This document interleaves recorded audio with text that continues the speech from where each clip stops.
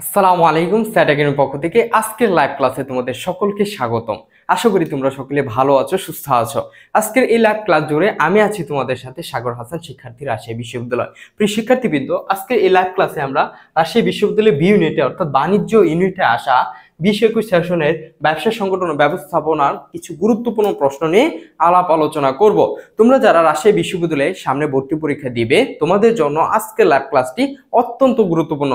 কেননা আজকের এই ক্লাসে আমরা এমন কিছু কৌশল নিয়ে আলোচনা করব, অর্থাৎ একটা প্রশ্ন দেখা মাত্র কিভাবে আনসার করতে হয় বা উত্তর করতে হয় এমন কিছু কৌশল নিয়ে আলোচনা করব, এবং যে কোন টপিকগুলো থেকে প্রতি বছরের রাজশাহী বিশ্ববিদ্যালয় অর্থাৎ প্রশ্ন করে থাকে সেই টপিকগুলোকে আমরা অ্যানালাইজ করব এবং সেগুলো নিয়ে আলাপ আলোচনা করব আজকের এই লাইভ ক্লাসে। সুতরাং আজকের লাইভ ক্লাসটি অত্যন্ত গুরুত্বপূর্ণ তোমাদের জন্য। সুতরাং চলো লাইভ ক্লাসটি শুরু করি, শেষ পর্যন্ত থাকো, অনেক কিছু শিখতে পারবে। তাহলে আজকে লাইভ ক্লাসে প্রিয় শিক্ষার্থীবৃন্দ, আজকে লাইভ ক্লাসে প্রথম প্রশ্নটা ছিল যে কোম্পানির জন্ম সনদ কোনটি। কি বলছে যে কোম্পানির জন্ম সনদ কোনটি? এখানে চারটা অপশন দেওয়া আছে, একটা হচ্ছে বিবরণপত্র, একটা হচ্ছে কারণজনম্বের অনুমতিপত্র, একটা ঋণপত্র, একটা হচ্ছে নিবন্ধনপত্র। এই চারটা অপশনের মধ্যে কোনটিকে কোম্পানির জন্ম সনদ বলা হয়? এখন দেখি যে প্রথম অপশনটা দেখি, যে প্রথম অপশনে কি বলছে যে নিবন্ধনপত্র, বিবরণপত্র। বিবরণপত্র কি কোম্পানির জন্ম সনদ? নয়, কারণ বিবরণপত্রের সাহায্যে পাবলিক লিমিটেড কোম্পানি অর্থাৎ জনগণের উদ্দেশ্যে শেয়ার বিক্রির আহ্বান করে এই বিবরণপত্রের সাহায্যে। সুতরাং এটাকে কোম্পানির জন্ম সনদ বলে না। তাহলে চলো পরবর্তীটা দেখি যে কার্যরম্ভের অনুমতিপত্র, এটাকে কি কোম্পানির জন্ম সনদ বলে না? কেন বলে না? কারণ কার্যরম্ভের অনুমতিপত্র কি, যখন পাবলিক লিমিটেড কোম্পানি যখন নিবন্ধনপত্র পায়, নিবন্ধনপত্র পাওয়ার পর তারা কিন্তু ব্যবসা শুরু করতে পারে না, তাদেরকে কিন্তু কার্যরম্ভের অনুমতিপত্র গ্রহণ করতে হয়। কিন্তু প্রাইভেট লিমিটেড কোম্পানি যে নিবন্ধনপত্র পাওয়ার পরে কিন্তু ব্যবসা শুরু করতে পারে, তাদেরকে কার্যরম্ভের অনুমতিপত্র গ্রহণ করতে হয় না। কিন্তু পাবলিক লিমিটেড কোম্পানির ক্ষেত্রে কার্যরম্ভের অনুমতিপত্র গ্রহণ করে তারপর ব্যবসা আরম্ভ করতে হয়, এই জন্য এটাকে কোম্পানির জন্ম সনদ বলা হয় না। তারপর আসি ঋণপত্র। ঋণপত্র কি? ঋণপত্র হচ্ছে এক ধরনের দলিল যার সাহায্যে কোম্পানি এই ঋণপত্র বিক্রির মাধ্যমে শেয়ার মূলধন সংগ্রহ করতে পারে। কি করতে পারে? মূলধন সংগ্রহ করতে পারে এই ঋণপত্রের মাধ্যমে। সুতরাং এটাও কিন্তু কোম্পানির জন্ম সনদ নয়। অপশন থাকে নিবন্ধনপত্র, এই নিবন্ধনপত্রকে কোম্পানির জন্ম সনদ বলা হয়। কেন বলা হয় প্রশ্ন জাগতে পারে। আচ্ছা, নিবন্ধনপত্র হচ্ছে যে একটা কোম্পানি যখন নিবন্ধিত হয় তখনই নতুন ভাবে কোম্পানি জন্ম লাভ করে। বুঝতে পারছো? একটা কোম্পানি যখন নিবন্ধিত হয় তখন কোম্পানিটা নতুন ভাবে জন্ম লাভ করে। তারপরে এই নিবন্ধিত হওয়ার পরে কোম্পানি কিন্তু তার ব্যবসায়িক কার্যক্রম শুরু করতে পারে। এই কারণেই কোম্পানির জন্ম সনদ বলা হয় নিবন্ধনপত্রকে, কারণ নিবন্ধিত হওয়ার পরে একটা কোম্পানি নতুন ভাবে জন্ম লাভ করে এবং ব্যবসায়িক কার্যক্রম শুরু করতে পারে, যেই কারণে এই নিবন্ধনপত্রকে কোম্পানির জন্ম সনদ বলা হয়। Concept clear? বিষয়টি বুঝতে পারছো? আশা করছি বুঝতে পারছো। তাহলে সঠিক উত্তর কি হবে? সঠিক উত্তর হবে নিবন্ধনপত্র। সঠিক উত্তর কি হবে? সঠিক উত্তর হবে নিবন্ধনপত্র। উত্তরটা দেখে নাও, দেখছো? নিবন্ধনপত্র। সঠিক উত্তর কি হবে? সঠিক উত্তর হবে নিবন্ধনপত্র। আচ্ছা চলো পরবর্তী প্রশ্নে চলে যাই। যে পরবর্তী প্রশ্নে দেখি কি বলছে, যে পরবর্তী প্রশ্ন বলছে যে কোম্পানির উদ্দেশ্য ও নীতি বাস্তবায়নে, কি বলছে? বাস্তবায়নে প্রতিষ্ঠানে কোন স্তরের ব্যবস্থাপনার কাজ করে? অর্থাৎ প্রতিষ্ঠানের উদ্দেশ্য ও নীতি বাস্তবায়নে প্রতিষ্ঠানে কোন স্তরের ব্যবস্থাপনার কাজ করে? আমরা জানি একটা প্রতিষ্ঠানে 3 ধরনের স্তর থাকে। কয় ধরনের স্তর থাকে প্রিয় শিক্ষার্থীরা? 3 ধরনের স্তর থাকে। একটা হচ্ছে উচ্চ স্তর, একটা হচ্ছে মধ্য স্তর, একটা হচ্ছে নিম্ন স্তর। এই 3 ধরনের স্তর থাকে। এখানে কি বলছে? উদ্দেশ্য নীতি বাস্তবায়ন। এখানে অনেকেই ভুল করবে। এখানে কি বলছে? বাস্তবায়ন, আর একটা হচ্ছে প্রণয়ন। একটা হচ্ছে বাস্তবায়ন আর একটা হচ্ছে প্রণয়ন। প্রণয়ন যদি প্রশ্নের উদ্দেশ্য থাকে যে উদ্দেশ্য নীতি প্রণয়ন প্রতিষ্ঠানের কোন স্তরের ব্যবস্থাপনার কাজ, তাহলে হবে উচ্চ স্তরের ব্যবস্থাপনার কাজ। কারণ তারা কি করে? তারা একটা প্রতিষ্ঠান কারা চালায়? উচ্চ স্তরের ব্যবস্থাপকরা চালায়। তারা প্রতিষ্ঠানে বিভিন্ন ধরনের পরিকল্পনা গ্রহণ করে, সেই পরিকল্পনাগুলো কিভাবে বাস্তবায়ন করা যায় সেই সকল কৌশল গ্রহণ করে। তারা বিভিন্ন নীতি বাস্তবায়ন করে, নীতি গ্রহণ করে। তাহলে যদি বলে যে উদ্দেশ্য নীতি প্রণয়ন প্রতিষ্ঠানে কোন স্তরের ব্যবস্থাপনার কাজ, এটা হচ্ছে উচ্চ স্তরের ব্যবস্থাপনার কাজ। কিন্তু আমাকে অপশনে বলছে যে বাস্তবায়ন, মানে বাস্তবায়ন কারা করে? যে উদ্দেশ্য নীতি এটা বাস্তবায়ন কারা করে? এটা বাস্তবায়ন করে নিম্ন পর্যায়ের ব্যবস্থাপনা। নিম্ন পর্যায়ের ব্যবস্থাপনা এই উদ্দেশ্য ও নীতি বাস্তবায়ন করে, আর প্রণয়ন করে উচ্চ পর্যায়ের ব্যবস্থাপনা। তারা নীতি প্রণয়ন করে দেয় আর সেই নীতিগুলো বাস্তবায়ন করে নিম্ন পর্যায়ের ব্যবস্থাপনা। বুঝতে পারছো আশা করি? তাহলে এটা উচ্চ পর্যায়ের ব্যবস্থাপনা হবে না, মধ্য পর্যায়ের ব্যবস্থাপনা, এটা হবে নিম্ন পর্যায়ের ব্যবস্থাপনা। উদ্দেশ্য ও নীতি বাস্তবায়ন নিচের কোন স্তরের ব্যবস্থাপনা? এটা হচ্ছে নিম্ন স্তরের ব্যবস্থাপনা। আর যদি প্রশ্নে বলতো যে প্রণয়ন, যদি প্রণয়ন বলতো যে উদ্দেশ্য নীতি প্রণয়ন প্রতিষ্ঠান কোন স্তরের ব্যবস্থাপনা, তাহলে হচ্ছে উচ্চ স্তরের ব্যবস্থাপনা। বিষয়টা বুঝতো? তোমরা যদি এভাবে বুঝে বুঝে যদি প্রশ্নগুলো সলভ করো, আশা করছি অনেক কিছু শিখতে পারবে। যে শুধু উত্তর শিখলাম বিষয়টা এমন না, যে উদ্দেশ্য নীতি বাস্তবায়ন প্রতিষ্ঠান কোন স্তরের ব্যবস্থাপনার কাজ, নিম্ন স্তরের ব্যবস্থাপনার কাজ। শুধু এভাবে উত্তর শিখলে তো চলবে না, তোমাকে বিস্তারিত জানতে হবে। একটা প্রশ্নের বিস্তারিত তোমাকে ব্যাখ্যা সহকারে এভাবে পড়তে হবে। বুঝতে পারছো? তাহলে এটা হবে নিম্ন পর্যায়ের ব্যবস্থাপনা। চলো পরবর্তী প্রশ্নে চলে যাই। পরবর্তী প্রশ্নটি কি বলছে দেখো, যে মানব সম্পদ ব্যবস্থাপনার প্রথম কাজ কি? কি বলছে? মানব সম্পদ ব্যবস্থাপনার প্রথম কাজ কি? আচ্ছা, তোমাদের কাছে প্রশ্ন, তোমরা তো ব্যবস্থাপনার বিষয়ে অনেক কিছু জানো, যে ব্যবস্থাপনার প্রথম কাজ কি বলো তো? ব্যবস্থাপনা, হ্যাঁ ঠিক ধরছো, যে ব্যবস্থাপনার প্রথম কাজ হচ্ছে পরিকল্পনা প্রণয়ন। কি? যে পরিকল্পনা, পরিকল্পনা, এই পরিকল্পনা হচ্ছে ব্যবস্থাপনার প্রথম কাজ। কি? ব্যবস্থাপনার প্রথম কাজ হচ্ছে পরিকল্পনা। আমাকে জানতে চাইছে যে মানব সম্পদ ব্যবস্থাপনার প্রথম কাজ কি? ব্যবস্থাপনার প্রথম কাজ যদি পরিকল্পনা হয়, তাহলে মানব সম্পদ ব্যবস্থাপনার প্রথম কাজ কি? মানব সম্পদ পরিকল্পনা। মানব সম্পদ কি? মানুষ হচ্ছে এক ধরনের মানব সম্পদ। বুঝতে পারছো? যে কিভাবে যে মানুষকে যে কম সময় দিয়ে সবচেয়ে বেশি আউটপুট অর্জন করা যায়, অর্থাৎ কম ইনপুটের মাধ্যমে সবচেয়ে বেশি আউটপুট কিভাবে আনা যায়, এটা হচ্ছে মানব সম্পদ ব্যবস্থাপনা। তাহলে মানব সম্পদ ব্যবস্থাপনার প্রথম কাজ হচ্ছে, অপশনে আছে কর্মী সংগ্রহ, কর্মী নির্বাচন, মানব সম্পদ পরিকল্পনা, প্রশিক্ষণ ও উন্নয়ন। কোনটা হবে? ব্যবস্থাপনার কাজ যদি পরিকল্পনা হয়, তাহলে মানব সম্পদ ব্যবস্থাপনার কাজ মানব সম্পদ পরিকল্পনা। বিষয়টা বুঝতে পারছো? যে ব্যবস্থাপনার কাজ যদি পরিকল্পনা হয়, তাহলে মানব সম্পদ ব্যবস্থাপনার কাজ কি? অবশ্যই হবে মানব সম্পদ পরিকল্পনা। বুঝতে পারছো? বাকিগুলো একটাও হবে না, বাকিগুলো একটাও হবে না। তাহলে সঠিক উত্তরটা দেখে নাও। দেখছো? মানব সম্পদ পরিকল্পনা। চলো পরবর্তী প্রশ্নে চলে যাই।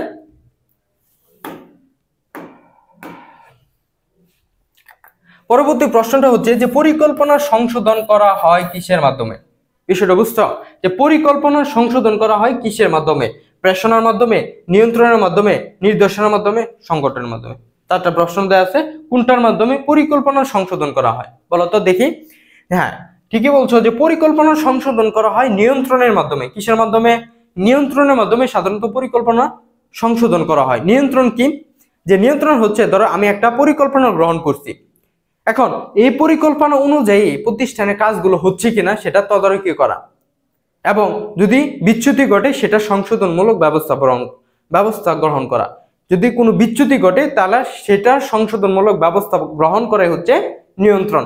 বুঝতে পারছো? অর্থাৎ আমি একটা পরিকল্পনা গ্রহণ করছি, অনেক সময় তো পরিকল্পনা গ্রহণ করি কিন্তু পরিকল্পনা অনুযায়ী অনেক সময় কাজ হয় না। পরিকল্পনা গ্রহণ করি একটা, কাজ হয় একটা, বা ফলাফল হয় আরেকটা। কেন হয়? এই যে বিভিন্ন ধরনের ঝুঁকির কারণে, বিভিন্ন বিচ্যুতির কারণে। সুতরাং এই নিয়ন্ত্রণের মাধ্যমে সেই বিচ্যুতি বা ঝুঁকিগুলোকে সংশোধন করা হয়। বুঝতে পারছো? তাহলে এই পরিকল্পনা সংশোধন করা হয় নিয়ন্ত্রণের মাধ্যমে। কিসের মাধ্যমে? তাহলে পরিকল্পনা সংশোধন করা হয় এই নিয়ন্ত্রণের মাধ্যমে। পেশনা হবে না, কারণ পেশনা কি? পেশনা মানে হচ্ছে যে কর্মীদের পরিচিত করা, কর্মীদেরকে কি করা? পরিচিত করে কাজ আদায় করা হচ্ছে পেশনা। বুঝতে পারছো? তা নির্দেশনা হবে না, সংগঠন হবে না। সংগঠনকে কোম্পানি চালিকা শক্তি বলা হয়। হ্যাঁ, এটাও হবে না, এটা হবে নিয়ন্ত্রণ, কারণ নিয়ন্ত্রণের মাধ্যমে পরিকল্পনা সংশোধন করা হয় এবং বাস্তবায়ন করা হয়। তাহলে সঠিক উত্তর কি হবে? সঠিক উত্তর হবে খ, নিয়ন্ত্রণ। বুঝতে পারছো? চলো পরবর্তী প্রশ্নে চলে যাই। পরবর্তী প্রশ্নটা দেখো কি বলছে, যে কোম্পানি যৌথ মূলধনী কোম্পানি একটি যৌথ মূলধনী কোম্পানির বৈশিষ্ট্য নয়। কি বলছে? প্রশ্ন ভালোভাবে খেয়াল করতে হবে। এখানে কিন্তু নয় বলছে, যে একটি যৌথ মূলধনী কোম্পানির বৈশিষ্ট্য নয়। চারটা অপশন দেওয়া আছে যে কোনটা যৌথ মূলধনী কোম্পানির বৈশিষ্ট্য নয়। এক নম্বর হচ্ছে কৃত্রিম ব্যক্তিসত্তা। অবশ্যই আমরা যখন কোম্পানি অধ্যায়টা পড়ছি সেখানে আমরা পড়ছি যে কৃত্রিম ব্যক্তিসত্তা এটা যৌথ মূলধনী কোম্পানির বা কোম্পানির এটা হচ্ছে একটা বৈশিষ্ট্য। এখন কৃত্রিম ব্যক্তিসত্তা কি? কৃত্রিম ব্যক্তিসত্তা হচ্ছে ব্যক্তি থেকে প্রতিষ্ঠান আলাদা। ব্যক্তি আর প্রতিষ্ঠান কখনো এক হতে পারে না। ব্যক্তি থেকে প্রতিষ্ঠান সবসময় আলাদা, এটাকে বলা হয় কৃত্রিম ব্যক্তিসত্তা। বুঝতে পারছো? তারপর আলাদা আইনগত সত্তা। হ্যাঁ অবশ্যই, যে কোম্পানি আমরা জানি 1994 সালের কোম্পানি আইন অনুযায়ী 1994 সালের কোম্পানি আইন অনুযায়ী কোম্পানিগুলো পরিচালিত হয়, যৌথ মূলধনী কোম্পানিগুলো কি হয়, পরিচালিত হয়। 1994 সালে কোম্পানি আইন অনুসারে যৌথ মূলধনী কোম্পানিগুলো কি হয়, পরিচালিত হয়। তাহলে তাদের নিজস্ব ব্যক্তিগত কি থাকে, আলাদা আইনগত সত্তা থাকে। এই যৌথ মূলধনী কোম্পানি আলাদা কি থাকে, আইনগত সত্তা থাকে, এটাও সঠিক। আলাদা গঠন প্রক্রিয়া, হ্যাঁ আলাদা গঠন, এই যে বিভিন্ন গঠন প্রক্রিয়া থাকে, যে কোম্পানিকে বিভিন্ন ভাগে ভাগ করা হয়, যেমন বিধিবদ্ধ company, public limited company, private limited company, নিবন্ধিত কোম্পানি। এক এক ধরনের কোম্পানির গঠন পদ্ধতি এক এক রকম, বুঝতে পারছো? তাহলে যে আলাদা গঠন পদ্ধতি, এটাও সঠিক। ব্যবসায় ধারাবাহিকতার অভাব, এটা তো বৈশিষ্ট্য না, বলছে যৌথ মূলধনী কোম্পানি বৈশিষ্ট্য নয় কোনটি, তাহলে এটা তো বৈশিষ্ট্য না যে ব্যবসায় ধারাবাহিকতার অভাব, এটা হচ্ছে যৌথ মূলধনী কোম্পানির অসুবিধা, এটা হচ্ছে একটা অসুবিধা। কি লিখছি এখানে, অসুবিধা, বুঝতে পারছো? যে ব্যবসায় ধারাবাহিকতার অভাব, এটা হচ্ছে যৌথ মূলধনী কোম্পানির একটা অসুবিধা, এটা কিন্তু বৈশিষ্ট্য নয়। বাকি তিনটাই কিন্তু বৈশিষ্ট্য। কৃত্রিম ব্যক্তির সত্তা একটা বৈশিষ্ট্য, আলাদা আইনগত সত্তা একটা বৈশিষ্ট্য, আলাদা গঠন প্রক্রিয়া একটা বৈশিষ্ট্য। কিন্তু ব্যবসায় ধারাবাহিকতার অভাব এটা কিন্তু বৈশিষ্ট্য নয়, বুঝতে পারছো? এটা হচ্ছে অসুবিধা, বুঝতে পারছো? তাহলে উত্তর হবে কোনটা, উত্তর হবে বড় গ। আচ্ছা, এখন দেখো কি বলছে পরবর্তী প্রশ্নে, যে নিয়ন্ত্রণের গুরুত্বপূর্ণ কৌশল কি, আমাকে নিয়ন্ত্রণের গুরুত্বপূর্ণ কৌশল, নিচে কোনটি নিয়ন্ত্রণের গুরুত্বপূর্ণ, চারটা অপশন আছে, কোনটাকে নিয়ন্ত্রণের গুরুত্বপূর্ণ কৌশল বলা হয়? আমরা জানি নিয়ন্ত্রণের অনেকগুলো গুরুত্বপূর্ণ কৌশল আছে, যেমন এখানে আমি তোমাদের সুবিধার্থে একটা নোট করে লিখে দিয়েছি, যেমন বাজেট, এটা হচ্ছে নিয়ন্ত্রণের একটা গুরুত্বপূর্ণ কৌশল। পার্ট, পিইআরটি, পার্ট, এটা হচ্ছে একটা নিয়ন্ত্রণের গুরুত্বপূর্ণ কৌশল। গ্যান্ট চার্ট, এটা হচ্ছে একটা নিয়ন্ত্রণের গুরুত্বপূর্ণ কৌশল। অভ্যন্তরীণ নিরীক্ষা, এটা হচ্ছে নিয়ন্ত্রণের একটা গুরুত্বপূর্ণ কৌশল। সংখ্যাত্মক উপাত্ত বিশ্লেষণ, এটা হচ্ছে নিয়ন্ত্রণের একটা গুরুত্বপূর্ণ কৌশল। যে বিশেষ প্রতিবেদন বিশ্লেষণ ইত্যাদি, এটাও নিয়ন্ত্রণের একটা গুরুত্বপূর্ণ কৌশল। তাহলে এগুলো হচ্ছে নিয়ন্ত্রণের গুরুত্বপূর্ণ কৌশল, এগুলো তোমরা নোট আকারে লিখে রাখতে পারো। তাহলে অপশনে দেখি কোথায় আছে, যে অপশনে ক নাম্বারে একটা আছে যে বাজেট, এটা হচ্ছে নিয়ন্ত্রণের কৌশল, আর বাকিগুলো একটাও না। কর্মী মনোবল, এটা কখনোই কৌশল হতে পারে না। সফটওয়্যার, এটা তো আরো হবে না। কর্মী সন্তুষ্টি, কর্মী মনোবল, কর্মী সন্তুষ্টি একই জিনিস, এটা হবে না। তাহলে সঠিক উত্তর হবে বাজেট, কারণ বাজেট, পার্ট, গ্যান্ট চার্ট, অভ্যন্তরীণ নিরীক্ষা, সংখ্যাত্মক বিশ্লেষণ, বিশেষ প্রতিবেদন বিশ্লেষণ, এখানে আমরা দেখলাম এর মধ্যে আছে দেখো বাজেট। এই বাজেট কিন্তু নিয়ন্ত্রণের গুরুত্বপূর্ণ কৌশলগুলোর মধ্যে একটি হচ্ছে বাজেট। তাহলে সঠিক উত্তর কি হবে, সঠিক উত্তর হবে বাজেট। সঠিক উত্তর কি হবে, সঠিক উত্তর হবে বাজেট, বাজেট। চলো পরবর্তী দেখি কি আছে পরবর্তী প্রশ্নে। পরবর্তী প্রশ্নে দেখো প্রিয় শিক্ষার্থীরা, যে ব্যবসায়ের কোন কাঠামোয় মালিকানা হতে ব্যবস্থাপনা আলাদা বলা হয়েছে? যে ব্যবসার কোন কাঠামোয় মালিকানা হতে ব্যবস্থাপনা আলাদা বলা হয়েছে, কোন কাঠামোতে? চারটা অপশন দেওয়া আছে, এক মালিকানা কারবার, অংশীদারি কোম্পানি, সকল ব্যবসায়ী সংগঠন। কোনটা? একটু আগে কিন্তু তোমাদেরকে পড়িয়েছিলাম যে কোম্পানি, যখন আমরা পড়াই তখন পড়িয়েছিলাম যে কোম্পানি হচ্ছে এমন একটা ব্যবসা যেটার মালিক থেকে কি ব্যবসা সম্পূর্ণ আলাদা, যেটাকে বলা হয় যে কোম্পানির আইনগত সত্তা, বা এটাকে বলা হয় কি বলা হয়, এটাকে বলা হয় কৃত্রিম ব্যক্তি সত্তা। এটাকে কি বলা হয়, কৃত্রিম ব্যক্তি সত্তা। কৃত্রিম ব্যক্তি সত্তা মানে কি, যে ব্যক্তি থেকে প্রতিষ্ঠান আলাদা। হ্যাঁ, ব্যক্তি থেকে প্রতিষ্ঠান আলাদা, ব্যক্তি আর প্রতিষ্ঠান কখনো এক না। দেখো যে এক মালিকানা ব্যবসায় একজন ব্যক্তি থাকে এবং সেই ব্যক্তি সকল প্রতিষ্ঠান, সকল দায়, সকল মুনাফা সেই গ্রহণ করে। অর্থাৎ এক্ষেত্রে কিন্তু যে মালিকানা এবং ব্যবস্থাপনা কিন্তু আলাদা না। এক মালিকানা ব্যবসায় মালিকানা ব্যবস্থাপনা একই। হ্যাঁ, কোম্পানির ক্ষেত্রে, অংশীদারের ক্ষেত্রেও একই, কিন্তু কোম্পানির ক্ষেত্রে, যে অংশীদারের ক্ষেত্রে অর্থাৎ মালিকানা এবং ব্যবস্থাপনা একই, এক মালিকানার ক্ষেত্রেও মালিকানা এবং ব্যবস্থাপনা একই। কিন্তু এই কোম্পানি ব্যবসায়ের ক্ষেত্রে আমরা জানি যে 1994 সালে কোম্পানি আইনে বলা হয়েছে যে মালিকানা, যে ব্যক্তি থেকে প্রতিষ্ঠান কি পৃথক বা আলাদা, কৃত্রিম ব্যক্তি সত্তা যেটাকে বলা হয়। আমরা একটু আগে পড়ে আসলাম না যে কোম্পানির বৈশিষ্ট্যের মধ্যে একটা বললাম না, কৃত্রিম ব্যক্তি সত্তা। কৃত্রিম ব্যক্তি সত্তা বলতে বোঝানো হয়েছে এই মালিকানা থেকে ব্যবস্থাপনা বা প্রতিষ্ঠান আলাদা। তাহলে এটা হবে কোম্পানি। সঠিক উত্তর কি হবে, কোম্পানি। বুঝতে পারছো? তাহলে সঠিক উত্তর কি হবে, কোম্পানি। সঠিক উত্তর কি হবে, কোম্পানি। আচ্ছা চলো পরবর্তী প্রশ্নে দেখি কি বলছে। দেখো পরবর্তী প্রশ্নে বলছে যে নিচের কোনটি বিশ্লেষণ শিল্পের অন্তর্গত? এটা খুবই গুরুত্বপূর্ণ। শিল্প থেকে আসা যে 20-21 সেশনে শিল্প থেকে আসছে একটা কোশ্চেন, সুতরাং এবারও আসতে পারে শিল্প থেকে যে কোনো একটা কোশ্চেন আসবে, এটা আমার মনটা বলতেছে। যেহেতু এখানে বলতেছে বিশ্লেষণ শিল্পের অন্তর্ভুক্ত, আমরা জানি সাধারণত শিল্প অনেকগুলো 5 প্রকার শিল্প আমরা পড়ছি, হ্যাঁ, যে সেই 5 প্রকার থেকে এক প্রকার মেরে দিচ্ছে যে বিশ্লেষণ শিল্পের অন্তর্ভুক্ত কোনটা, যে কোনটি বিশ্লেষণ শিল্পের অন্তর্গত, ডিজেল, সিমেন্ট, তুলা, রেল ইঞ্জিন, 4টা অপশন দেওয়া আছে কোনটা বিশ্লেষণ শিল্পের অন্তর্ভুক্ত। এখন তোমাকে বিশ্লেষণ শিল্প কি সেটা তোমাকে আগে জানতে হবে, হ্যাঁ, বিশ্লেষণ শিল্প কি সেটা তোমাকে কি করতে হবে, আগে জানতে হবে। তোমার সুবিধার্থের জন্য বা তোমাদের সুবিধার্থে আমি এখানে একটা নোট লিখে দিয়েছি যে বিশ্লেষণ শিল্প হচ্ছে একই পদার্থ বিশ্লেষণ বা পৃথকীকরণের মাধ্যমে বিভিন্ন পণ্য সামগ্রী তৈরি করাকে বিশ্লেষণ শিল্প বলে। বুঝতে পারছো, মানে একটা পদার্থ থেকে বা একই পদার্থ এটাকে বিশ্লেষণ বা পৃথকীকরণের মাধ্যমে বিভিন্ন অর্থাৎ কি পণ্য সামগ্রী তৈরি করার যে প্রক্রিয়া সেটাকে বলা হয় বিশ্লেষণ শিল্প। দেখো যে খনিজ তেল, আমরা যখন মাটি থেকে খনিজ তেল উৎপাদন করি, এই খনিজ তেল উত্তোলন করি, যখন মাটি থেকে খনিজ তেল উত্তোলন করি তখন এই খনিজ তেলটা অনেক ভাবে ভাগ করা হয়। এই খনিজ তেল থেকে কি করা হয়, পেট্রোল বের করা হয়, খনিজ তেল থেকে কেরোসিন বের করা হয়, ডিজেল ইত্যাদি পাওয়া যায় এই খনিজ তেল থেকে।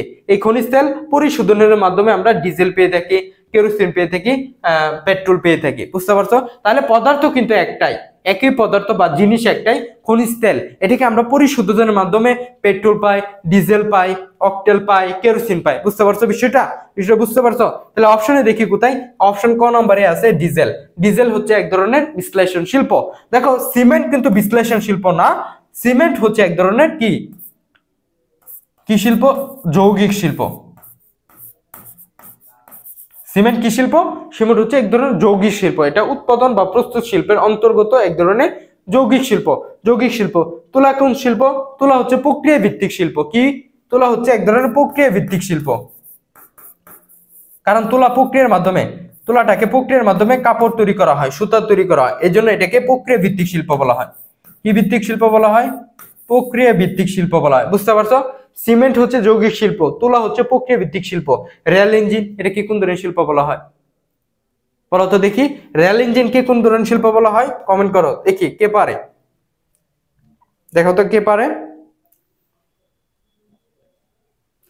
তাহলে এখানে আমরা যেটা বললাম যে একই পদার্থ বিশ্লেষণ বা পৃথকীকরণের মাধ্যমে বিভিন্ন পণ্য সামগ্রী তৈরি করাকে কি বলে, বিশ্লেষণ শিল্প। বিশ্লেষণ শিল্পের অনেকগুলো আমি কি উদাহরণ এখানে লিখে দিয়েছি, যে পেট্রোল হচ্ছে একটা বিশ্লেষণ, এখানে ডিজেল আছে, ডিজেল না থেকে পেট্রোলও থাকতে পারে, কেরোসিনও থাকতে পারে, অথবা অকটেল, পেট্রোল যে কোনো কিছুই থাকুক, যদি এরকম থাকে তাহলে আনসার হবে কি, আনসার হবে ডিজেল, অথবা আনসার হবে কেরোসিন, অথবা আনসার হবে পেট্রোল, যেটাই থাকুক না কেন প্রশ্নে।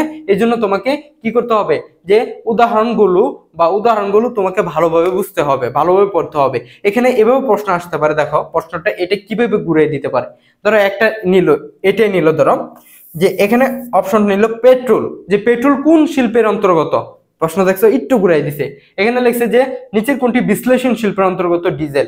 এটাকে যদি আমি ঘুরাই প্রশ্ন করি, দাও কিভাবে হয়, আমি যদি প্রশ্ন করি যে ডিজেল কোন শিল্পের অন্তর্গত, বিশ্লেষণ শিল্প, যৌগিক শিল্প, প্রক্রিয়া ভিত্তিক শিল্প। দেখছো প্রশ্ন কিন্তু একই, কিন্তু একটু ঘুরাই দেওয়ার কারণে তোমাদের কাছে একটু কঠিন মনে হয়, কিন্তু তোমরা যদি ব্যাখ্যা সহকারে পড়ো, সত্যি কথা বলছি, তোমাদের কাছে কোনো কঠিন মনে হবে না। এই ব্যবসায় সংগঠনে তোমরা কি 20টা এমসিকিউর মধ্যে 20টাই পাবা, 20টার মধ্যে কি 20টা পাবা, এটা হচ্ছে 20টার মধ্যে 20টাই পাবা, গ্যারান্টি সহকারে বলতে পারি যদি ব্যাখ্যা সহকারে পড়ো। তাহলে আমরা দেখলাম যে জিনিসের কোনটি বিশ্লেষণ শিল্পের অন্তর্গত, তাহলে এটা হবে ডিজেল। বুঝতে পারছো, উত্তরটা দেখে নাও ডিজেল। আচ্ছা চলো পরবর্তী প্রশ্নে যাই, দেখো কি বলছে, যে স্টাফিং জড়িত, কি বলছে, স্টাফিং জড়িত কিসের সঙ্গে, স্টাফিং এর বাংলা অর্থ কি, স্টাফিং, স্টাফিং এর বাংলা অর্থ হচ্ছে কর্মী সংস্থান। কি বলছি,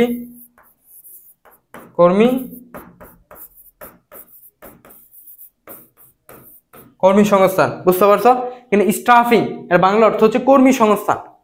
কর্মী সংস্থান নামক ব্যবসায় সংগঠন ব্যবস্থাপনা একটা চ্যাপ্টারই আছে, স্টাফিং, বাংলাতে বলি ইংরেজিতে বলি স্টাফিং, বাংলাতে বলে কর্মী সংস্থান। তাহলে কর্মী সংস্থান কিসের সাথে সংগঠিত, কর্মী নিয়োগ, কর্মী নির্বাচন, কর্মী সংগ্রহ, পদোন্নতি, এগুলোর সাথে কিন্তু কর্মী সংস্থান জড়িত। বা কর্মী সংস্থান অধ্যায়টিতে এই কর্মী সংস্থান অধ্যায় যে কর্মী সংস্থানকে 3 ভাগে মূলত ভাগ করা। এটা হচ্ছে কর্মী নিয়োগ, হ্যাঁ, বা কর্মী সংগ্রহ, কর্মী নিয়োগ, কর্মী চূড়ান্তভাবে করা, নিয়োগ প্রদান করা, কর্মী নির্বাচন করা, কর্মী বাছাই করা, বিভিন্ন পদক্ষেপ আছে, আমরা পড়ব পরবর্তীতে। যে স্টাফিং জড়িত কিসের সঙ্গে? অভিযোজন ও মূল্যায়ন, প্রশিক্ষণ ও উন্নয়ন, কর্মী সংগ্রহ, সবগুলো। দেখো, এই কর্মী সংস্থান বা স্টাফিং এটা কিন্তু কর্মী সংগ্রহের সাথে সম্পর্কিত। এটা তোমরা সকলে জানো যে কর্মী সংস্থান মানে কর্মী সংগ্রহ, কর্মী সংস্থান মানে কর্মী নির্বাচন, কর্মী সংস্থান মানে কর্মী নিয়োগ, বুঝতে পারছো? এগুলোর সাথে সংশ্লিষ্ট। প্রশিক্ষণ দেওয়া, একটা কর্মী যখন নির্বাচন করা হয় বা সংগ্রহ করা হয় বা নির্বাচন করা হয় বা চূড়ান্তভাবে নিয়োগ দেওয়া হয়, এরপরে তাদেরকে বিভিন্ন প্রশিক্ষণে পাঠানো হয়, তাদের গুণগত মানকে, তাদের দক্ষতাকে উন্নয়ন করতে তাদেরকে কি দেওয়া হয়? প্রশিক্ষণ দেওয়া হয়, বুঝতে পারছো? তাহলে প্রশিক্ষণ ও উন্নয়ন এটাও কিন্তু কর্মী সংস্থান বা স্টাফিং এর সাথে জড়িত।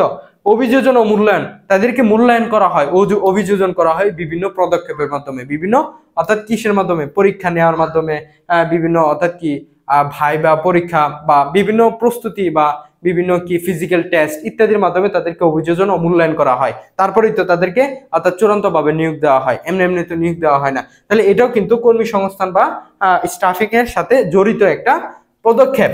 তাহলে আমরা বলতে পারি অভিযোজন ও মূল্যায়ন, প্রশিক্ষণ ও উন্নয়ন, কর্মী সংগ্রহ সবগুলোই এই স্টাফিং বা কর্মী সংস্থানের সাথে জড়িত। তাহলে উত্তর হবে সবগুলোই। উত্তর কি হবে? সবগুলোই হবে, বুঝতে পারছো? উত্তর হবে সবগুলোই। পরবর্তী প্রশ্নে দেখো কি বলছে,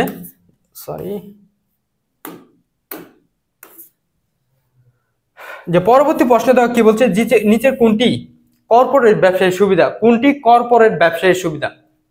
বুঝতে পারছো? নিচের কোনটি কর্পোরেট ব্যবসায়ের সুবিধা? 4টা অপশন আছে। প্রথমে আছে সহজে বড় অঙ্কের মূলধন সংগ্রহ করা যায়। হ্যাঁ, কর্পোরেট ব্যবসা হচ্ছে এমন একটা ব্যবসা যে ব্যবসাটাতে দায়টা সীমিত থাকে। কি বলছি? যে কর্পোরেট ব্যবসা হচ্ছে এমন একটা ব্যবসা যে ব্যবসায় দায়টা সীমিত থাকে। দায় সীমিত থাকার কারণে সকলে মূলধন বিনিয়োগ করে এবং সহজে বড় অঙ্কের মূলধন সংগ্রহ করা যায়। Concept clear? বিষয়টি ক্লিয়ার? তাহলে কর্পোরেট ব্যবসা হচ্ছে এমন একটা ব্যবসা যে ব্যবসায় দায়টা সীমিত থাকে এবং দায় সীমিত থাকার কারণে সাধারণ জনগণ কি করে? সেটাতে বিনিয়োগ করে, যে কারণে সহজে বড় অঙ্কের মূলধন সংগ্রহ করা যায় ঋণপত্র বা শেয়ার বিক্রির মাধ্যমে, ডিভেঞ্চার বা শেয়ার বিক্রির মাধ্যমে কোম্পানি চাইলে কি করতে পারবে? বড় অঙ্কের মূলধন সংগ্রহ করতে পারবে। তাহলে এটা হচ্ছে কর্পোরেট ব্যবসার একটা সুবিধার মধ্যে পড়ে। পরবর্তী দেখো, মালিকানা সহজে হস্তান্তরযোগ্য। হ্যাঁ, এই কর্পোরেট ব্যবসার মালিকানা সহজে হস্তান্তর করতে পারবে, যে কেউ এই কর্পোরেট ব্যবসার মালিকানা হতে পারবে শেয়ার ক্রয়ের মাধ্যমে, বুঝতে পারছো? তাহলে সহজে মালিকানা হস্তান্তরযোগ্য, এটাও এই কর্পোরেট ব্যবসার একটা সুবিধার মধ্যে পড়ে। শেয়ার হোল্ডারদের দায় সীমিত, আমি তো আগেই বলছি, একটু আগে বললাম না যে কর্পোরেট ব্যবসা হচ্ছে এমন একটা ব্যবসা যে ব্যবসায় দায় সীমিত। তাহলে এখানে দেওয়া লেখছে দায় সীমিত, অর্থাৎ শেয়ার হোল্ডারদের দায় সীমিত। তাহলে এটা হচ্ছে কর্পোরেট ব্যবসার সুবিধার মধ্যে পড়ে। তাহলে আমরা বলতে পারি যে উপরে সবগুলোই হচ্ছে যে কর্পোরেট ব্যবসার সুবিধা, বুঝতে পারছো? তাহলে অপশন কি হবে? বড় গ, যে সবগুলোই, বুঝতে পারছো? চলো পরবর্তী প্রশ্নে দেখি, শ্রম বিভাজন কি বলছে? বলছে শ্রম বিভাজন ও বিশেষায়ন কোন সংগঠন কাঠামোর বৈশিষ্ট্য? শ্রম বিভাজন ও বিশেষায়ন কোন সংগঠন কাঠামোর বৈশিষ্ট্য? 4টা সংগঠন কাঠামো দেওয়া আছে, যে সরল রৈখিক, কার্যভিত্তিক, কর্মী সংগঠন না কমিটি সংগঠন? কোন সংগঠন? আমরা জানি যে এই কার্যভিত্তিক সংগঠনের জনক বলা হয় হেনরি ফেওয়েলকে। তিনি বলছে এই কার্যভিত্তিক সংগঠনের জনক বলা হয় কি? কাকে? হেনরি ফেওয়েল না এইচডব্লিউ টেলর? সরি, কার্যভিত্তিক সংগঠনের জনক বলা হয় এইচডব্লিউ টেলর, বুঝতে পারছো? এই কার্যভিত্তিক সংগঠনের জনক বলা হয় এইচডব্লিউ টেলরকে, কার্যভিত্তিক সংগঠনের জনক বলা হয়। এই ভদ্রলোক মহাশয় তিনি বলছে তিনি মূলত এই শ্রমকে বিভিন্ন ভাগে ভাগ করছে। বিভাজন মানে কি? বিভাজন মানে ভাগ করা, এবং বিশেষায়ন করছে, যে তিনি বিভিন্ন ভাগে বিভাজন ও বিশেষায়ন করছে এই শ্রমটাকে। এই জন্য তাকে কার্যভিত্তিক সংগঠনের জনক বলা হয়। যে কার্যভিত্তিক সংগঠনের জনক বলা হয় এইচডব্লিউ টেলর, তিনি মূলত এই শ্রমটাকে বিভিন্ন ভাগে ভাগ করছে, অর্থাৎ বিভাজন এবং বিশেষায়ন করছে। এবং তার সংগঠন কাঠামোতে মানে কার্যভিত্তিক সংগঠন কাঠামোতে শ্রমের গুরুত্বটা নিয়ে আলোচনা করা হয়েছে, যে শ্রমকে কয় ভাগে ভাগ করা হয়েছে, শ্রমকে কোন ধরনের শ্রম, অনেকটা আছে মানসিক শ্রম, কায়িক শ্রম, হ্যাঁ, শারীরিক শ্রম, বিভিন্ন ধরনের শ্রম নিয়ে তিনি আলোকপাত করছে তার এই কার্যভিত্তিক সংগঠন অধ্যায়টিতে। যাই হোক, তাহলে আমরা এখান থেকে দুইটা এমসিকিউ জানতে পারলাম। একটা হচ্ছে যে শ্রম বিভাজন ও বিশেষণ কোন সংগঠনের কাঠামো, এটা হচ্ছে কার্যভিত্তিক সংগঠনের কাঠামো। আরেকটা জানতে পারলাম যে কার্যভিত্তিক সংগঠন কাঠামোর জনক বলা হয় এইচ.ডব্লিউ. টেলর। বুঝতে পারছো, এই দুইটাই প্রশ্নে আসার মধ্যে সম্ভাবনা আছে, দুইটাই খুবই গুরুত্বপূর্ণ। এই টপিকটা থেকে বা এই অধ্যায়টা থেকে, সংগঠন অধ্যায়টা থেকে ভালোভাবে পড়বা, এখান থেকে একটা প্রশ্ন থাকলেও থাকতে পারে, যেহেতু আসছে সুতরাং আসার সম্ভাবনা আছে এই অধ্যায়টা থেকে। তাহলে সঠিক উত্তর কি হচ্ছে? সঠিক উত্তর হচ্ছে কার্যভিত্তিক। চলো পরবর্তী প্রশ্ন দেখি। পরবর্তী প্রশ্নটা বলছে যে কোন দলিল শেয়ার ক্রয়ের প্রস্তাব বহন করে? কি বলছে? কোন দলিল শেয়ার ক্রয়ের প্রস্তাব বহন করে? শেয়ার ক্রয়ের প্রস্তাব গ্রহণ করে। আমরা যখন প্রথমে ক্লাসটা শুরু করছি তখন আমরা বিষয়টা বলছি যে বিবরণপত্র হচ্ছে এমন একটা দলিল, যে দলিলের মাধ্যমে পাবলিক লিমিটেড কোম্পানিগুলো জনগণের উদ্দেশ্যে এই শেয়ার ক্রয়ের প্রস্তাব করে থাকে এই বিবরণপত্রের মাধ্যমে, এই দলিলের মাধ্যমে। তাহলে এখানে বলতেছে প্রথমতে আমরা যদি দেখি যে স্মারকলিপি হচ্ছে এমন একটা দলিল, যে স্মারকলিপি আর স্মারক সংঘ দুটো কিন্তু একই জিনিস, স্মারকলিপি আর স্মারক এই দুটো কিন্তু একই জিনিস। এটাকে কি বলা হয়? এটাকে বলা হয় কোম্পানির মূল সনদ বা কোম্পানির মূল দলিল বলা হয়। এই স্মারকলিপি বা স্মারককে কোম্পানির মূল দলিল বলা হয়, এটাকে কোম্পানির সংবিধানও বলা হয়। অনেক বইয়ে লেখা আছে যে স্মারকলিপি বা স্মারককে বা স্মারক সংঘকে কোম্পানির সংবিধান বলা হয় বা কোম্পানির মূল দলিল বলা হয়। তারপরে হচ্ছে বিধিবদ্ধ ঘোষণা, এটা তো কোনোটাই হবে না বা এটা তো আসার সম্ভাবনাই নাই। হ্যাঁ, প্রশ্নে আছে কি? আছে বিবরণপত্র। তাহলে আমরা পড়ছিলাম যে বিবরণপত্র হচ্ছে এমন একটা দলিল, যে দলিলের মাধ্যমে পাবলিক লিমিটেড কোম্পানিগুলো জনগণের উদ্দেশ্যে শেয়ার ক্রয়ের প্রস্তাব গ্রহণ করে। কি করে? প্রস্তাব গ্রহণ করে এই বিবরণপত্রের মাধ্যমে। বুঝতে পারছো বিষয়টা? বুঝতে পারছো? তাহলে এটা হবে বিবরণপত্র। এটা কি হবে? এটা হবে বিবরণপত্র। তাহলে চলো পরবর্তী প্রশ্নটা দেখি। এইখানে দেখো কি কোশ্চেনটা করছে। দাও স্মারকলিপি থেকে আরেকটা প্রশ্ন চলে আসছে। অর্থাৎ তোমাদের আমি বলে দেই যে কোম্পানি যে অধ্যায়টা আছে, ব্যবসায়ী সংগঠন ব্যবস্থাপনার প্রথম পত্রে কোম্পানি, এটা সর্বোচ্চ গুরুত্ব দিয়ে পড়বা। এখান থেকে সবচেয়ে বেশি প্রশ্ন আসে। এখান থেকে দেখছো কতগুলো প্রশ্ন আসছে এখান থেকে, কোম্পানি থেকে প্রায় 4 থেকে 5টা প্রশ্ন সমাধান করলাম, এর থেকে আরো বেশি আসে অনেক সময়। সুতরাং এই অধ্যায়টা খুব গুরুত্বপূর্ণ, খুব গুরুত্বপূর্ণ। এবং এই অধ্যায়ের মধ্যে যে দলিলগুলো আছে, বিশেষ করে স্মারকলিপি, পরিমেয় নিয়মগুলি, বিবরণপত্র, হ্যাঁ, তারপর ন্যূনতম শেয়ার, ন্যূনতম চাঁদা, তারপরে এখানে বলতেছে স্মারকলিপির ধারা কয়টা, এই বিষয়গুলো গুরুত্ব সহকারে পড়বা। শেয়ার সংক্রান্ত আসতে পারে, কোনটা কোন শেয়ার, হ্যাঁ, এগুলো আসতে পারে, এগুলো খুবই গুরুত্ব সহকারে পড়বা। এখান থেকে প্রশ্ন প্রচুর আসে। বুঝতে পারছো? তাহলে এখানে দেখো যে স্মারকলিপির অন্তর্ভুক্ত নহে, প্রশ্নটা ভালোভাবে খেয়াল করো। কি বলছে? নহে, যে কোনটি স্মারকলিপির অন্তর্ভুক্ত নহে। অর্থাৎ 4টা আছে, কোম্পানির নাম, কোম্পানির অবস্থান, কোম্পানির উদ্দেশ্য, শেয়ার হস্তান্তর। 4টার মধ্যে কোনটা স্মারকলিপির অন্তর্ভুক্ত নহে? তোমাদের সুবিধার্থের জন্য আমি এখানে একটা নোট দিয়ে দিছি, দেখো নোটটা ভালোভাবে দেখো। নোটটাতে দেখো কি লিখছি, যে স্মারকলিপিতে সাধারণত 6টা বিষয় অন্তর্ভুক্ত থাকে। কয়টা বিষয়? 6টা বিষয় অন্তর্ভুক্ত থাকে। একটা হচ্ছে কোম্পানির নাম থাকে, কোম্পানির ঠিকানা বা অবস্থান, কি বলছি? কোম্পানির ঠিকানা বা অবস্থান, কোম্পানির উদ্দেশ্য থাকে, কোম্পানির মূলধন থাকে, কোম্পানির দায় থাকে, কোম্পানির সম্মতি থাকে। এই 6টা বিষয় স্মারকলিপিতে সাধারণত এই 6টা বিষয় অন্তর্ভুক্ত থাকে। তাহলে বলছে যে কোনটি স্মারকলিপির অন্তর্ভুক্ত নহে, মানে কোনটা স্মারকলিপির অন্তর্ভুক্ত নয়। দেখো এখানে কোম্পানির নাম কিন্তু কোম্পানির স্মারকলিপির মধ্যে অন্তর্ভুক্ত। কোম্পানির অবস্থান বা ঠিকানা, এখানে আমরা পড়লাম অবস্থান বা ঠিকানা, এটা কোম্পানির অর্থাৎ কি এটা হচ্ছে স্মারকলিপির অন্তর্ভুক্তের মধ্যে, স্মারকলিপির যে বিষয়বস্তু আছে সেটার মধ্যে পড়ে। তারপর কোম্পানির উদ্দেশ্য, এখানে দেখো পড়লাম যে কোম্পানির উদ্দেশ্য, এটাও কিন্তু স্মারকলিপির অন্তর্ভুক্ত বা বিষয়বস্তুর মধ্যে পড়ে। কিন্তু শেয়ার হস্তান্তর এটা স্মারকলিপির কোনো বিষয়বস্তু নয়। দেখো বাকি 3টা মূলধন, দায়, সম্মতি, এখানে কিন্তু শেয়ার হস্তান্তর। এই 3টে কিন্তু এই মোট 6টা, একটা হচ্ছে নাম, একটা হচ্ছে ঠিকানা বা অবস্থান, একটা হচ্ছে উদ্দেশ্য, একটা হচ্ছে মূলধন, দায় আর সম্মতি। 6টা বিষয় হচ্ছে স্মারকলিপির অন্তর্ভুক্ত, কিন্তু এই শেয়ার হস্তান্তর এটা কিন্তু স্মারকলিপির অন্তর্ভুক্ত না। তাহলে বুঝতে পারলাম এই বাকি 3টা অপশন স্মারকলিপির অন্তর্ভুক্ত, কিন্তু শেয়ার হস্তান্তর স্মারকলিপির অন্তর্ভুক্ত নয়। বুঝতে পারছো? তাহলে উত্তরটা দেখে নাও একটু। শেয়ার হস্তান্তর চলো পরবর্তী প্রশ্ন দেখি কি বলছে। যে কোনটি পেশনাদানের আর্থিক অনার্থিক কি বলছে অনার্থিক উপায় বা পদ্ধতি, কোনটি পেশনাদানের অনার্থিক উপায় বা পদ্ধতি? চারটা অপশন আছে, একটা হচ্ছে বাসস্থান সুবিধা, চিকিৎসা সুবিধা, পুরস্কার, নিরাপত্তা। কোনটা অনার্থিক মানে কি, যেটা আর্থিক নয়। যে পেশনাদানের সাধারণত দুইটা পদ্ধতি, একটা হচ্ছে আর্থিক পদ্ধতি, একটা হচ্ছে অনার্থিক পদ্ধতি। এখানে বলছে কোনটা অনার্থিক, এই চারটার মধ্যে কোনটা অনার্থিক পদ্ধতি বা আর্থিক নয়, মানে অনার্থক পদ্ধতি। দেখো, বাসস্থান সুবিধা, চিকিৎসা সুবিধা, পুরস্কার, এই তিনটা বিষয় খেয়াল করছো তোমরা? এই তিনটা বিষয় কিন্তু অর্থের সাথে রিলেটেড। এই তিনটা বিষয় কিন্তু অর্থের সাথে রিলেটেড। বিষয়টা খেয়াল করছো? যে বাসস্থান থাকতে হলে তোমাকে ভাড়া দিতে থাকতে, চিকিৎসা, পুরস্কার, বিষয়গুলো কিন্তু অর্থের সাথে রিলেটেড। কিন্তু নিরাপত্তা এমন একটা বিষয় যেটা অর্থের সাথে রিলেটেড না। এই নিরাপত্তাকে বলা হয় অনৈতিক উপায় বা পদ্ধতি। পেশনাদানের অনৈতিক উপায় বা পদ্ধতি, এটা হচ্ছে নিরাপত্তা। বাকি তিনটাই কিন্তু অর্থের সাথে রিলেটেড, যেটাকে বলা হয় আর্থিক উপায় বা আর্থিক পদ্ধতি। কিন্তু নিরাপত্তা হচ্ছে অনৈতিক উপায় বা অনৈতিক পদ্ধতি। বুঝতে পারছো? ক্লিয়ার? বিষয়টা ক্লিয়ার? চলো দেখি পরবর্তী প্রশ্নে যে কি বলছে। যে সম্পূর্ণ ভোক্তা সম্পর্কিত ব্যবসা কোনটি? সম্পূর্ণ ভোক্তা সম্পর্কিত ব্যবসা কোনটি? চারটা প্রশ্ন আছে, ই বিজনেস, ই মার্কেটিং, ই রিলেটিং, ই কমার্স। যে সম্পূর্ণ ভোক্তা সম্পর্কিত ব্যবসা, আমরা সকলে জানি যে ই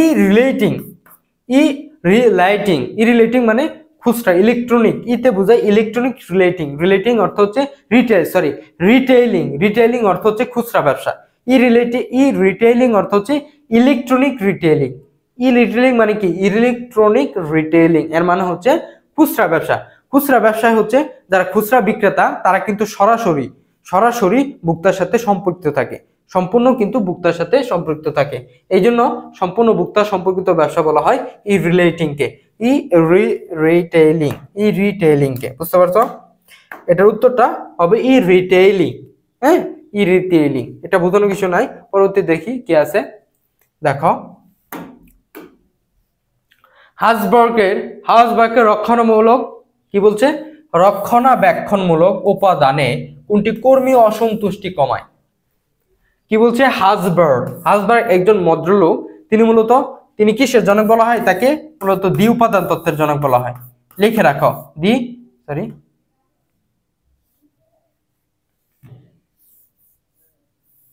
তাকে মূলত দ্বি উপাদান তত্ত্বের জনক বলা হয়। কি বলা হয়? তাকে দ্বি উপাদান তত্ত্বের জনক বলা হয়। এই ভদ্রলোক হাসবার্গ, তাকে দ্বি উপাদান তত্ত্বের জনক বলা হয়। তিনি এই দ্বি উপাদান মানে কি, দুইটা উপাদান নিয়ে আলোচনা করছে। একটা হচ্ছে রক্ষণাবেক্ষণমূলক উপাদান, আরেকটাকে বলা হয় প্রেষণামূলক উপাদান। বুঝতে পারছো? এই রক্ষণাবেক্ষণমূলক উপাদান কোনটি কর্মীর অসন্তুষ্টি কমায়? আমাকে জানতে চাইছে এই রক্ষণাবেক্ষণমূলক উপাদানে কোনটি কর্মীর অসন্তুষ্টি কমায়। চারটা অপশন হচ্ছে স্বীকৃতি, কোম্পানি পলিসি, দায়িত্ব, উন্নয়নের সুযোগ।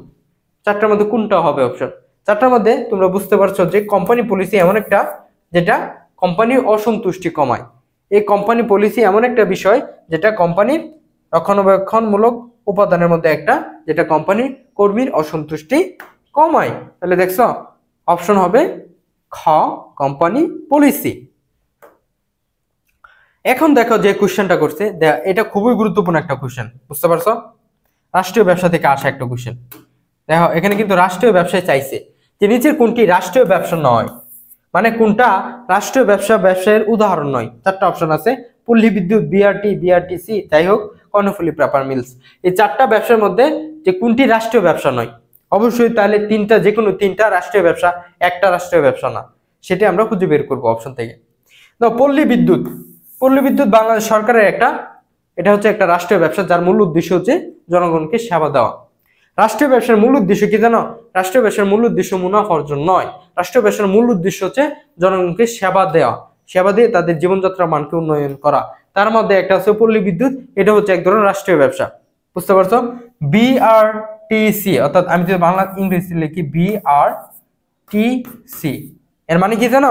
বিতে হচ্ছে বাংলাদেশ, আর তে হচ্ছে রুট, টিতে হচ্ছে ট্রান্সপোর্ট, সিতে হচ্ছে কর্পোরেশন, অর্থাৎ Bangladesh route and transport corporation, অর্থাৎ বাংলাদেশ সড়ক এবং পরিবহন কর্পোরেশন।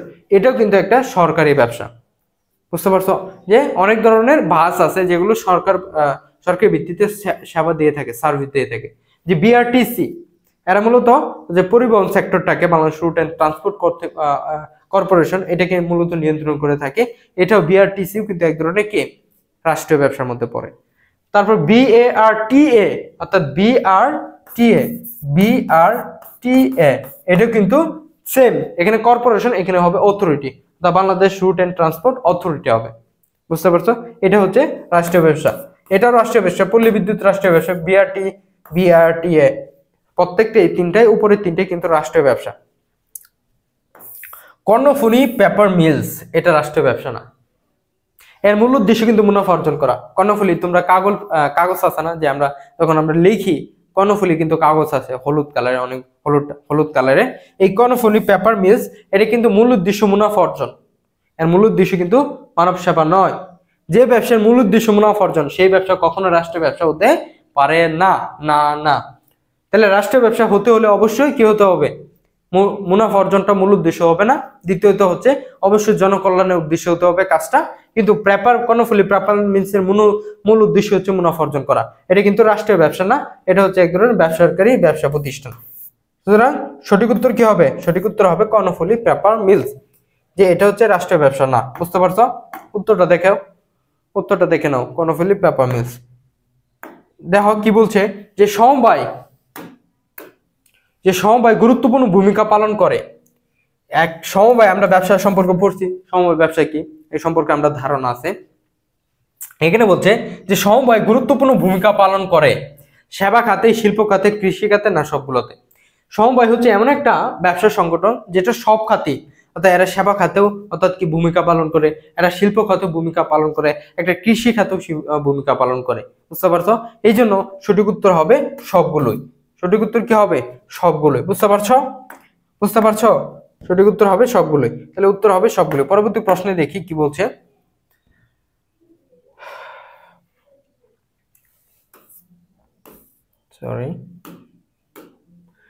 যে কোন প্রতিষ্ঠানটি ব্যবসার সমর্থনমূলক সেবা দান করে? কি বলছে? যে কোন প্রতিষ্ঠানটি ব্যবসায় সমর্থনমূলক সেবা দান করে? সমর্থনমূলক সেবা দান করে, চারটা অপশনের মধ্যে বাকি নিচে তিনটে হচ্ছে অপ্রাসঙ্গিক অপশন দিয়ে বলে রাখছে। তোমাদেরকে কনফিউশনের জন্য এই তিনটে হচ্ছে অপ্রাসঙ্গিক অপশন। একটাই আছে, সেটা হচ্ছে বেসিক। বেসিকের পূর্ণরূপ কি? অনেক সময় বেসিকের পূর্ণরূপ জানতে চাই, তোমরা লিখে রাখতে পারো। অনেক সময় বেসিকের পূর্ণরূপ আসে, বেসিকের পূর্ণরূপ জানতে চাই। বেসিক মানে কি? বাংলাদেশ। বেসিক মানে হচ্ছে বাংলাদেশ। এস হচ্ছে স্মল, বাংলাদেশ স্মল অ্যান্ড, সিতে হচ্ছে cottage, COTTAG, Bangladesh small and cottage industry corporation. আইতে হচ্ছে ইন্ডাস্ট্রি, সিতে হচ্ছে কর্পোরেশন।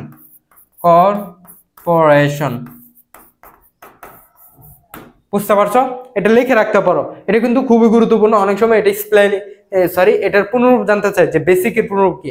বেসিক হচ্ছে Bangladesh small and cottage industry corporation, এটা হচ্ছে বেসিকের পুনরূপ। এই প্রতিষ্ঠান কি করে? যে ব্যবসায় সমর্থনমূলক সেবা দান করে থাকে। বুঝতে পারছো? এই প্রতিষ্ঠানই একমাত্র ব্যবসায় সমর্থনমূলক সেবা দান করে থাকে। বুঝতে পারছো? তাহলে সঠিক উত্তরটা হবে ক। চলো পরবর্তী প্রশ্নে চলে যাই। আজকে লাইভ ক্লাসে এটা হচ্ছে শেষ প্রশ্ন। কাজ করছে না।